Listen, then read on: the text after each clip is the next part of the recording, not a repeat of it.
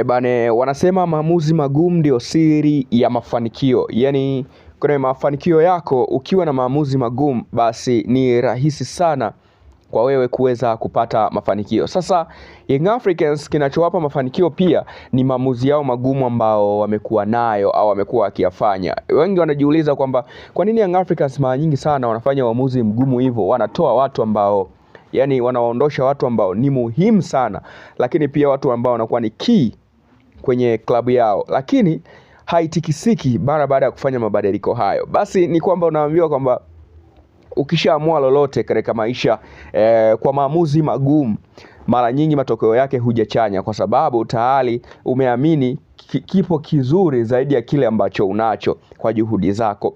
Sasa watu wengi walijiulizaga kwa nini Young Africans libadilishaga uongozi wote, kwa nini Young Africans iliwahi kufukuza watu wote wakabakia watu wawili tu. Ni maswali ambayo watu wamejiuliza, lakini pia hata kuna wachezaji Yanga wameshatoa wachezaji wazuri kuwahi kutokea. Wameshamtoa mchezaji kama Fiston Kalala Mayele ambaye ndiye alikuwa top scorer wa ligi ya mabingwa barani Afrika akiwa na Pyramid. Alikuwa top scorer pia wa shirikisho wakati akiwa na Young Africans, wakati wanaenda finali na USM Alger. Walimtoa Stefan Aziz Ki, walimtoa Khalid Aucho, walimtoa Clatous Chama, wakamtoa mchezaji kama Twisila Kisinda, wakamtoa kama Jezi Dukapel Moloko, Yannick Bangala mzee wa kazi chafu, wakamtoa mtu kama Juma Shabani, Soja Bemba. Sasa hii inawapa watu maswali mengi, lakini bado maswali yao yanajibiwa kwa maamuzi yao wenyewe. So tunapata taarifa kwamba Young Africans ina ndoto za kwenda kimataifa zaidi, yani kuchukua taji la ligi ya mabingwa barani Afrika. Hivyo wakiwa katika hali ya kulisaka hilo swala au kulifahamu hilo swala, ndo vile ambavyo Young Africans kwa sasa unaambiwa wanahitaji udhamini mpya kabisa mkubwa kutoka katika falme za Kiarabu ambao utasaidia wao kufika katika malengo yao makubwa ambayo wamejipangia. Yes, ni kweli. Unajua kwamba sitaki kusema kwamba Karibu GSM hatoshi kwenye udhamini wa Young Africans. Sitaki kusema hivyo, na sitaki kumaanisha kwamba Karibu GSM kwamba kiwango chake ni kidogo sana kwenye kuimanage Yanga. Hapana, lakini bado timu inahitaji fedha nyingi za kutosha kuweza kufika mbali, kwa sababu kuna baadhi ya wachezaji ambao Yanga inao wanahitaji kuongezwa wachezaji wenye quality kubwa, kwa sababu mimi niseme tu quality ya wachezaji wa Yanga. Kama nitatukanwa kwenye comment basi yes, kama nitapongezwa kwenye comment basi, lakini ukweli ni kwamba Young Africans inahitaji mdhamini ambaye anaweza kuwaletea mchezaji wa thamani hata ya bilioni 1 au bilioni 3, kwa maana ya uwekezaji mkubwa ili waweze kufikia malengo. Fikiria leo hii Mamelodi Sundowns wanamiliki mchezaji wa bilioni 1, bilioni 2, bilioni 3. Ahali wanamiliki mchezaji wa bilioni 6 na wanapata mafanikio. Even Morocco wana wachezaji wa namna hiyo katika timu zao, Wydad Casablanca, kina Stefan Aziz, wakina Nuru Amrabat, lakini yupo kama Hakim Ziyech, Thembin Sinkosi Losh, lakini wapo wachezaji kama kina Hamza Kaba kutoka Raja Casablanca.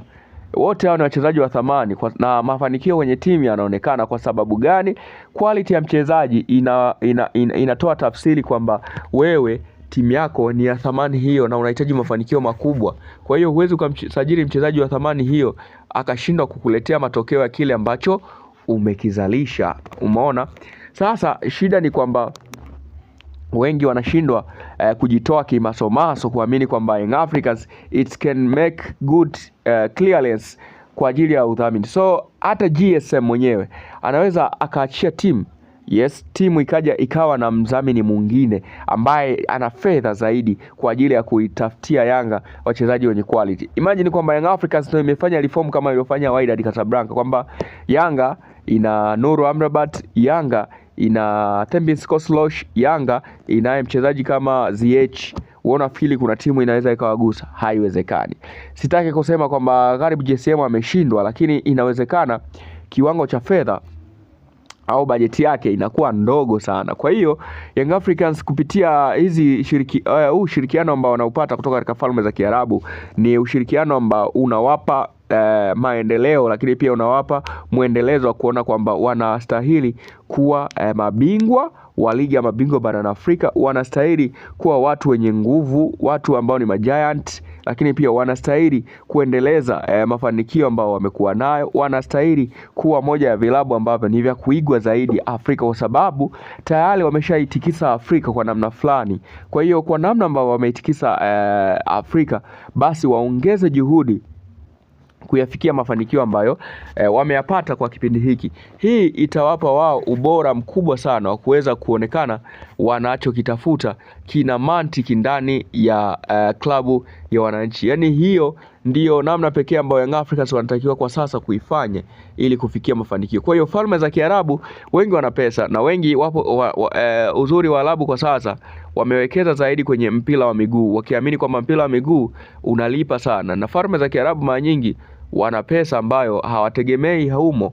Yaani akitoa pesa hategemei fedha yako kwamba fedha ya ndani ya uwanja ndio imlipe kwa sasa hivi.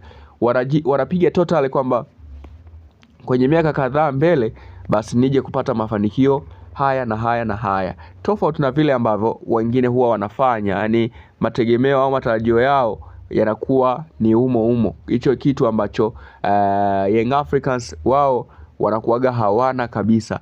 Yani Young Africans kwamba Waarabu sio Young Africans, Waarabu hicho kitu wanakuaga hawana kabisa. Wao wanachoangalia ni kwamba they need more development and more success kwa ajili ya kuhakikisha kwamba maendeleo ya timu yanakuwa juu zaidi. That's why utakuta kwamba Young Africans inawezekana inashindwa kufikia malengo kwa sababu inakuwa na wadhamini ambao ndani yake wadhamini wanategemea kupata chochote kitu kwa muda mfupi.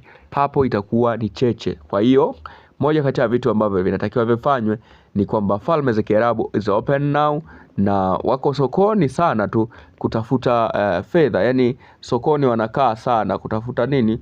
Fedha. Kwa hiyo kama wanatafuta fedha na wanatafuta pia timu za kusajili au za kudhamini, basi Young Africans kwenye mikono salama ya Waarabu wanaweza kufikia malengo makubwa mno ambayo hawajawahi kuyafikia tangu kuanza kwa klabu yao au tangu kuanza kwa timu yao. Yani wanatakiwa kufanya kitu ambacho kitawapa ubora mkubwa sana kuliko ambavyo wanafikiria. Yani waitengeneze timu kwenye muonekano au uelekeo ambao ni mzuri ambao utawapa wao mafanikio makubwa sana ambayo yatawafanya ligi ya mabingwa barani Afrika iwe kama nyumbani. Ligi ya mabingwa barani Afrika iwe ni sehemu ya mafanikio yao. Ligi ya mabingwa barani Afrika iwe ni moja kati ya vipaumbele vikubwa ambavyo wao wanavihitaji. Yani hakuna swala la kupepesa